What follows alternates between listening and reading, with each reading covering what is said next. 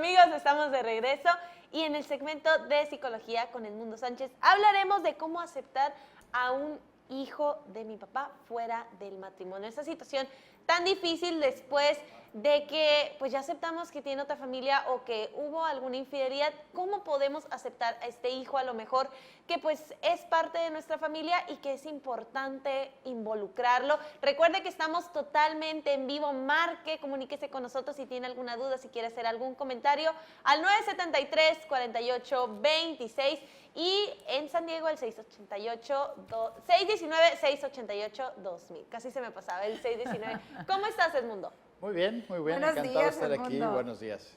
Gracias. Coméntanos, Edmundo. Yo pienso que es importante siempre reconocer que tienes hermanos, no fuera o no fuera del matrimonio, pero una cosa es que sea importante, una cosa es que yo opine que tenga que ser, y otra cosa, qué tan difícil es aceptarlo, qué tan difícil es incluirlo en tu vida. Bueno, yo creo que va a caber aquí perfectamente la respuesta estándar de Edmundo Sánchez, que el otro día escuché a Ángel mencionarme, ¿no? Citarme ahí con mi respuesta estándar y me encantó. Que ya se hizo como Sí, ya sí, es que tradición. Edmundo 2016. Sí, exactamente. Sánchez 2016. No sé de qué estaban hablando, pero de pronto Ángel dijo, como diría Edmundo, depende. Me dio mucha risa, los venía oyendo en el carro. Pues sí, así como diría Edmundo, pues depende, ¿no? Depende de ciertos factores y depende de ciertas condiciones. Son dos cosas muy diferentes. Una es, obviamente, la ideología, ¿no? Es decir, cómo has sido educado, cuáles son los parámetros familiares, si son exclusivos o inclusivos. Eso parece mentira, pero juega un papel muy importante. Si tú eres una familia en la que eres más inclusiva, un ejemplo, en ciertos núcleos, por ejemplo, de la sociedad de la clase media, media alta y alta, hay mucho esta costumbre de llamarle tíos a los amigos de tus papás, ¿no? Sí, como un frecuente. ejercicio de familiaridad. Sí. Sí, llamarles tíos, ¿no? Tía esto, tía lo otro. Y es en un acercamiento, ¿no? de esa fraternidad. Entonces, son familias como inclusivas, ¿no? Son familias que les gusta convivir con otros. En una familia de ese tipo, pues generalmente es más fácil incluir a ese, ¿no? Que no estaba y que ahora está, ¿no? Entonces, y lo doy nada más como un ejemplo, no quiere decir que todas las familias que se dicen tío o tía a los amigos vaya a ser fácil, es nada más un ejemplo de cómo sería una familia que es inclusiva, que es como más abierta a las familias que son más cerradas, en las que para empezar no solamente no le dicen tíos a los amigos, no hay amigos, ¿no? Es decir, el sábado y domingo no hay amigos de papá y mamá aquí, somos nosotros, el núcleo familiar, y vamos además como muégano para todos lados, ¿no? Entonces, Sí. esas familias pues obviamente van a pasar por una mayor dificultad para incluir o aceptar a ese Que son a ese más hermano. cerradas, ¿no? Son más cerradas, más cohesivas, ¿no? A veces la gente la interpreta como que somos muy unidos. Y yo diría, eso no es la unidad. Una ¿no? delgada línea, ¿no? Eso es cohesión, sí. Una cosa, la unidad tiene más que ver con la capacidad de respuesta y solidaridad ante la crisis, ¿no? O sea, una familia unida es la que todos reaccionan simultáneamente en el mismo sentido para sacar a la familia o al elemento que está en crisis. Los otros son muéganos, ¿no? Que se van para todos lados juntos, son conceptos diferentes y que no necesariamente son unidos, porque pueden estar físicamente juntos, pero se están haciendo pedazos entre ellos y a la hora que hay una discusión o una decisión nadie se pone de acuerdo o nadie está de acuerdo en hacer lo mismo. Entonces, esta parte de estar así como muéganos no significa necesariamente unidad, y perdón, pero que estoy pisando callos por ahí a más de dos, ¿no? Pero tienen esta idea de que como están siempre... Yo he conocido familias, por ejemplo, que religiosamente en el cumpleaños de los miembros están en la casa, ¿no? Y eso lo interpretan como unidad cuando es una cohesión inclusive limitante, porque a lo mejor el chico que ya tiene 13, 14 o 15 años, a lo mejor el de 6 o 7 también, pero el de 13, 14 años quisiera hacer otra cosa el día de su cumpleaños, ¿no? ¿Sabes qué? Pues yo quiero irme al cine con mis... No, viene la familia. ¿No? Viene tu tía y viene tu tía y es aquí. Me sonó así como a mi me cayó. pueblo, ¿no? ¿Sí? Sí. Pero, ¿sabes qué, mamá? Pues es que yo quiero ir con mi No, novia. mijita, el pastelito aquí, viene la abuelita. El pastel aquí a las 7. Entonces, muchas familias es que somos muy unidos, todos los cumpleaños estamos ahí. La familia Entonces, siempre está junta. Sí, y eso pues no tiene nada que ver con ser unidos, ¿no? Eso tiene que ver con una serie de filosofías o prácticas restrictivas que así se deben hacer las cosas, y eso obviamente acaba por no tener buen pronóstico, ¿no?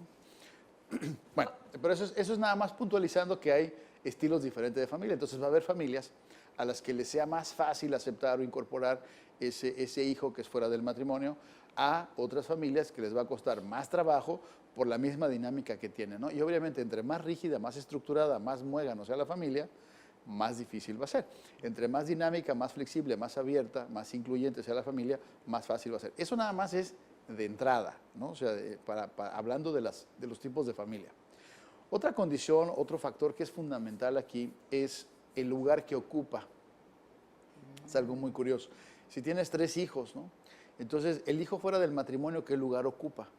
Porque esto viene a generar es más fácil, fíjate qué increíble, es más fácil cuando es el mayor de los 4 o el menor de los 4, porque no rompe el orden de estos 3. No sé si me explico, o sea, sí, yo siempre he sido el primero, ¿no? Y yo siempre he sido el segundo, y yo siempre he sido el tercero. Entonces, ahora resulta que hay un cuarto. Entonces, ok, no hay bronca. Ahora, hemos sido nosotros el A, B y C, ahora hay un pre-A. Ok, pero cuando hay uno, y luego viene el otro, entonces este ya no es 2, este ya es 3, y este no es 3. Este es 4. Puede parecer algo muy tonto, pero eso genera un desequilibrio emocional, psicológico, muchas veces inconsciente, porque estás alterando el orden. Es como si te enteraras que tu mamá no es tu mamá. Vaya, toda proporción guardada, pero es algo parecido en cuanto a la crisis interna y cómo lo resiente el individuo cuando se entera de esas cosas, ¿no? Entonces, eso también es un factor que muchas veces hay que tomar en cuenta, qué lugar ocupa. Obviamente es mucho más sencillo cuando tú te enteras que fue, pues no sé, yo tengo unos amigos aquí en Tijuana, no voy a decir nombres, pero se dice el pecado, pero no el pecado. Que están en esa situación, pero que el hijo es de un noviazgo de adolescencia, ¿no? Entonces, y no sabían de la existencia de él, pero finalmente luego se enteran, y pues lo único que sabes es que tienes un hermano que te lleva 10 años, ¿no? Y que pues eso es muy, porque eso no fue ni en tu época, no necesariamente lo vas a aceptar, pero es mucho más fácil que tú sepas que tu papá tuvo una novia en la adolescencia, que salió embarazada, que no se casaron, y que de pronto, cuando tú tienes 10 o 15 años de edad, dices, pues tienes un hermano, ¿no? Entonces puede ser inclusive una sorpresa muy agradable, ¿no? Tener un hermano que no sabías que tú tenías, un hermano mayor, ¿no? Esas son instancias en las que es mucho más fácil.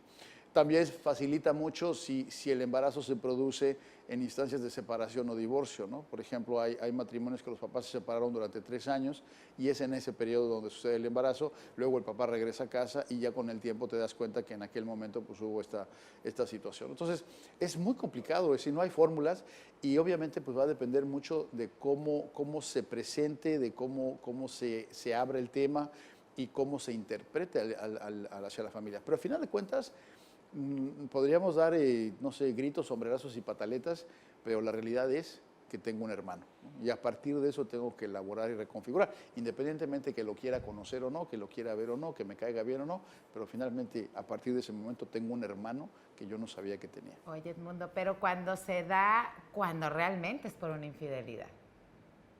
O sea, claro, hubo una infidelidad, por ejemplo, ¿no? a tu familia por parte de tu papá, y hay hijos que van ahí como entreverados a las mismas edades de tú y tus hermanos. Claro, ahí tendría que ser muy puntual. Yo no sé si sea oportuno, pero me acordé de un meme que me mandaron, que le dice el esposo a la esposa, ¿sabes qué? Tengo un problema muy serio. Y la esposa muy amorosa le dice, no digas tengo. Estamos casados, somos un matrimonio, di por favor tenemos. Y entonces el marido le dice, bueno, nuestra secretaria va a tener a nuestro hijo. ya no le debe haber gustado a la esposa, ¿no? Como que puede que no. siempre no, ¿no? Entonces yo creo que ahí habría que ser muy puntual y hay una película, y no me acuerdo, hace muchos años, de una persona que se va a Francia y conoce a una colega allá y se enreda con ella. Y después la mujer tiene un hijo que él no sabe y ella se muere. Entonces, pues le entregan al niño al papá, ¿no? El niño es francés, el hombre es americano, no me acuerdo de la película, pero ella tiene una familia con 3 hijos. O sea, es realmente una infidelidad. ¿Qué pasa? Porque esto que me estás platicando lo vivió una conocida. Sí, así, exactamente. Es interesantísimo, ¿no? Dices, bueno, porque ¿qué haces? O sea, tú eres el papá del niño. No lo puedes dejar a su suerte. No tiene mamá. Además, tú no sabías que el niño existía, ¿no? Y hay una escena en la que una de sus hijas le reclama, ¿no? Le dice, porque no les dice que es el hermano, la esposa sí sabe, se lo trae de Francia a los Estados Unidos a vivir con ellos, a convivir, y pues el niño les cae re bien, ¿no? Entonces se llevan de maravilla, entonces cuando saben que es el hermano, de Ya pronto como que pues, cambia la o sea, cosa. sí, ¿no? Y entonces dice, bueno, pero a ver, explícame, ¿no? Le dice, papá, si te caía también y te llevabas muy bien, y ¿por qué ahora que sabes que es tu hermano? Y estamos hablando de chicos de 12, 11 años, ¿eh? Le dice, ¿por qué no? No, pues es que eso significa que te acostaste con una mujer, no sé cuánto, ¿no? Y el hombre muy centradamente, y esto es algo que creo que hay que hacer mucho hincapié con los hijos. Le dice, ese es un asunto entre tu mamá y yo, ¿no? Y eso es muy importante. Toda esta cuestión marital es un asunto entre papá y mamá.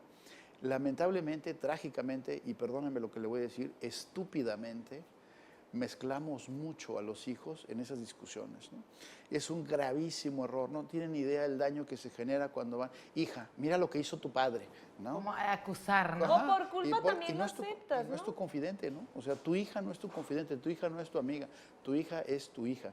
Y a tu hija no le toca juzgar a su padre como hombre, como pareja. A tu hija le toca juzgar a su padre como su padre y viceversa, ¿no? A tus hijos les toca vivir a su madre como su madre. Si la madre era de cascos ligeros y se echó al lechero, eso no es incumbencia de los hijos. Los ¿no? hijos no podemos No juzgar tienen por qué esa juzgar parte. ni por qué opinar. Y por supuesto que no se deberían enterar, ¿no? Porque eso daña y lacera y no afecta, ¿no? Entonces hay que estar muy consciente de eso. La relación de la paternidad, ya sea madre o padre, es completamente independiente de la pareja. Y con mucha frecuencia, y esto lo veo en mi consultorio todos los días, la gente mezcla estas cosas y en ese coraje, en esa ira que tienen cuando algo no sucede bien, van y hablan mal del padre o hablan mal de la madre. Eso es gravísimo. Por favor, no lo dañan esa hagan. relación. No Marcan de lo por hagan. vida. No lo hagan. Oye, Así es. Edmundo, yo quiero hacer una pregunta. Después de la pausa. Sí, pero la voy a hacer y vamos a pausa y regresamos. Nada más, ¿qué tan fuerte es decir la palabra medio hermano? A lo mejor cala ahí que yo diga, es mi hermano y él es mi medio hermano. Te presento a mi hermana y a mi medio hermano. Sí, eso, Está o sea, ¿qué fuerte. tanto? Pero, como dijo Xochitl, nos vas a platicar después de la pausa. Primero, danos sus números de contacto, por favor, Edmundo. Con mucho gusto me pueden encontrar en el 619-618-2864, 619-618-2864. Yo le invito el próximo lunes, ya 4 de abril, tenemos el sexto secreto de la felicidad aquí en Tijuana. Sexto secreto, esto es en Tijuana y será en nuestra oficina por el rumbo de Las Palmas. Si quiere más detalles, le pido que marque 664-120-1027. 664-120-1027. Este lunes 4 de abril a las 7 de la tarde, el sexto secreto de la felicidad en Tijuana. Muy bien, con esto nos vamos a la pausa comercial, pero le invitamos que se comunique con nosotros. ¿Alguna experiencia? ¿Te pasó algo muy similar? Compártela, aquí estamos transmitiendo en vivo. Y regresamos.